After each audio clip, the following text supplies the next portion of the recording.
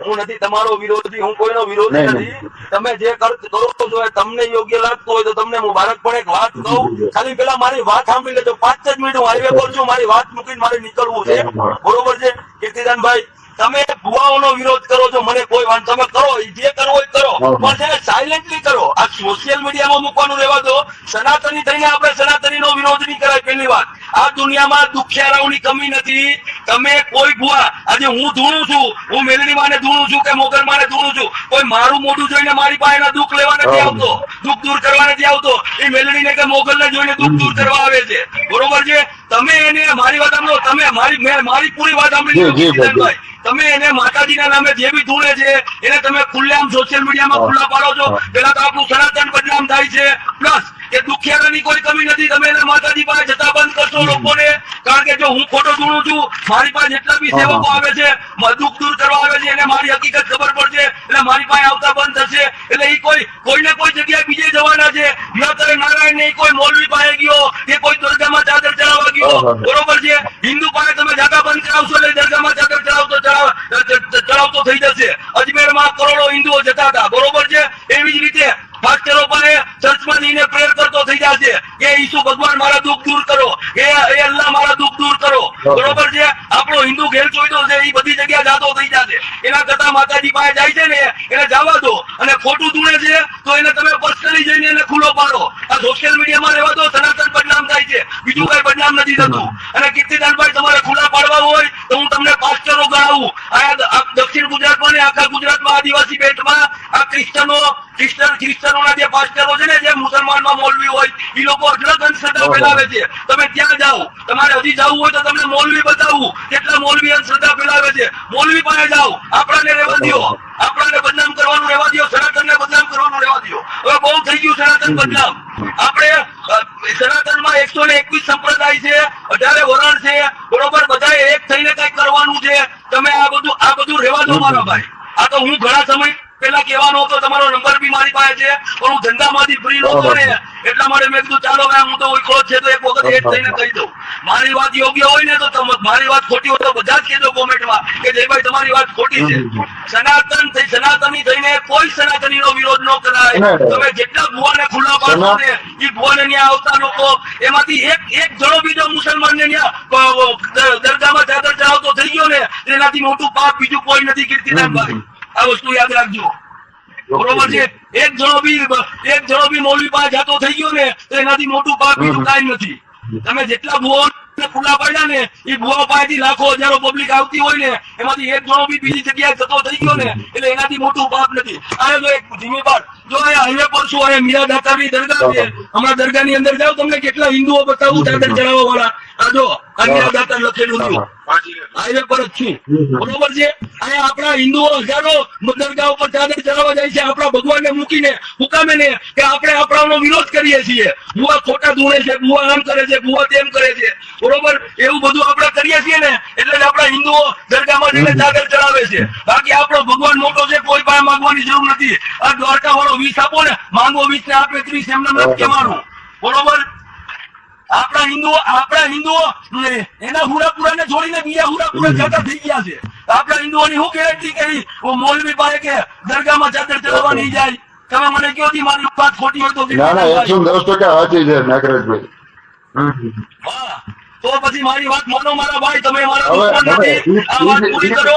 વિરોધ કરવાનો વિરોધ કરવો હોય, વિરોધ મારી વાત સાંભળો, ખુલ્લેઆમ ન કરો. તમે સોશિયલ મીડિયા પર સનાતનીય બદનામ ન કરો. બદનામમાં સનાતન થાય છે, કામ વાતું કરે છે. તમારી એક વાત કે ઓલો ભૂવો ખોટું ઢૂંઢતો હતો, ઓલો ભૂવો ખોટું ઢૂંઢતો હતો.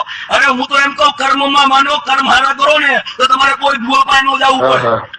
તમારી હવે કર્મ હારા કરીએ ને આપણે તો આપણે કોઈ ભૂવા પાસે ન જવું પડે ભાઈ. તમારી એક વાતની હું ચોખવટ પાડી દઉં. અત્યાર સુધી 26 ભુવાના પર્દાફાશ કર્યા છે, 26 આવ્યા છે તમારી સામે. મેં તમારું બધું જોયું, તમે જેટલાને પર્દાફાશ કર્યા એટલાને મને એટલી ખબર છે. મેં જોયું, તમે ભાઈ તમે કદાચ ખોટા જોડતા છે એનો તમે પર્દાફાશ કર્યો, હું એનો વિરોધી નથી. તમે પર્દાફાશ કર્યો એનો હું વિરોધી નથી. નાગરાજભાઈ, આમાં કેટલા પરિવાર ફસાયેલા છે એ આપને ખ્યાલ છે? અરે પણ કીર્તિદાનભાઈ મારી વાત સાંભળો, ઈ ભુવાએ જે કર્યું હોય ઈ મારી વાત સાંભળો, હું તમને એક વાત કહું. આવી જ રીતે સાયલેન્ટલી આમાં પતાવ્યું છે ને ત્યાં સુધી સાયલેન્ટલી પતાવ્યું છે મારા ભાઈ.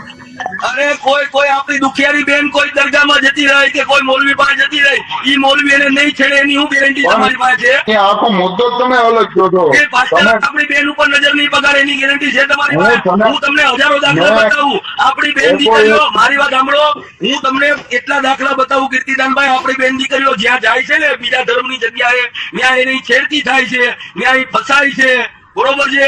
એ બીજા ધર્મના લોકો છોકરાઓ જોડે ત્યાંથી ફસાય છે અને ત્યાંથી ભાગી જાય છે, પછી એના મોડેલો થઈ જાય છે.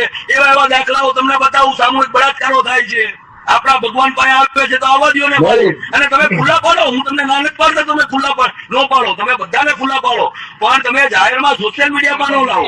બદનામ તો આમાં છે ને 26 ભુવાનો પર્દાફાશ કર્યો છે સોશિયલ મીડિયામાં ઓનલી ફોર 6 જ ચડ્યા છે નાગરાજભાઈ. બરોબર. અને સનાતન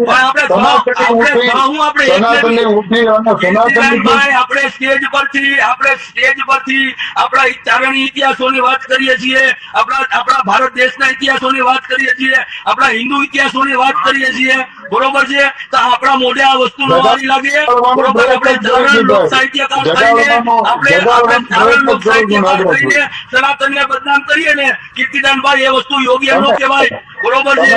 એ હકીકતમાં યોગ્ય ન કહેવાય. ડાયવર્ટ કરો છો તમે, સમજી નથી કે નાગરાજભાઈ? હું કોઈ મુદ્દો ડાયવર્ટ નથી કરતો, હું તમારી જેમ ઊભી કરતો હતો. મેં બી એક બે ભુવાનો વિરોધ કર્યો હતો, ત્યારે મને એક સજ્જન વ્યક્તિએ સલાહ આપી હતી કે જયભાઈ તમે ભુવાનો વિરોધ કરશો એટલે તમને આ દુખિયારાઓ ભુવાને છોડીને પાસ્ટરો પાસે અને દરગાહમાં જઈને ચાદર ચડાવતા થઈ જશે, એના કરતા જે હાલે છે એ હાલવા દો. અમુક વિરોધ એવા હોય કીર્તિદાનભાઈ, એને જાતા કરવા પડે. પૈસા પડવાનો ધંધો હોય એનું શું કરવાનું નાગરાજભાઈ? અરે પણ તમે હું તમને એમ કહું, કયું ધાર્મિક સ્થાન પૈસા નથી પડાવતું? તમે મને એ કહો ને. અંબાજી મંદિરમાં જાવ વીઆઈપી દર્શન હાલે છે, દ્વારકામાં જાવ વીઆઈપી દર્શન હાલે છે, બરોબર? દરગાહોમાં વીઆઈપી દર્શન હાલે છે, બરોબર? મસ્જિદોમાં વીઆઈપી દર્શનો હાલે છે. અરે બધી જગ્યાએ ધર્મના નામે ધંધા થાય છે. મારી વાત સાંભળો કીર્તિદાનભાઈ, મારો ભાઈ ચોર હોય ને, મારો ભાઈ ચોર, બરોબર છે? તો મારે લાઉડ સ્પીકર લઈને ગામમાં કહેવા ન જવાય મારો ભાઈ ચોર છે, એને ઘરમાં કહી દેવાય કાલથી ચોરી કરતો આ તો એ તો વસ્તુ કરીએ છીએ ને ભાઈ. બસ હું તમને એટલું જ કહેવા માંગુ છું, તમે મહેરબાની કરીને સોશિયલ મીડિયામાં ન લાવો મારા ભાઈ, બરોબર છે? તમે સોશિયલ મીડિયામાં ન લાવો, તમે પર્સનલી વિરોધ કરો, જેટલો કરવો એટલો. એને રૂબરૂમાં જઈને ખુલ્લો પાડો અને મારી એવું તો કાટિયા ફેલ કરી નાખો, પણ તમે આ વસ્તુ ન કરો. સોશિયલ મીડિયામાં ન લાવો, સનાતન પરથી ભરોસો ઉઠી જાય. સનાતન પાસે જે શક્તિ છે ને એ શક્તિ પરથી ભરોસો ઉઠી જશે. હું માનું છું બધા ખોટા જ છે. આવા ખોટા લોકોને લીધે તમે જે ખોટા લોકોને ખુલ્લા પાડો છો ને જાહેરમાં સોશિયલ મીડિયા પર, એના લીધે જે સાચા લોકો છે, જે સનાતનમાં જે સત છે, સનાતનમાં જે તાકાત છે, એ તાકાત ઉપરથી લોકોને ભરોસો ઉઠી જાય, બરોબર? દર્શન થઈને જો વાવાઝોડાની દિશા બદલાઈ જતી હોય ને તો એક સમયે લોકો છે ને આને બી અંધશ્રદ્ધા કહેવા માંગે, બરોબર છે?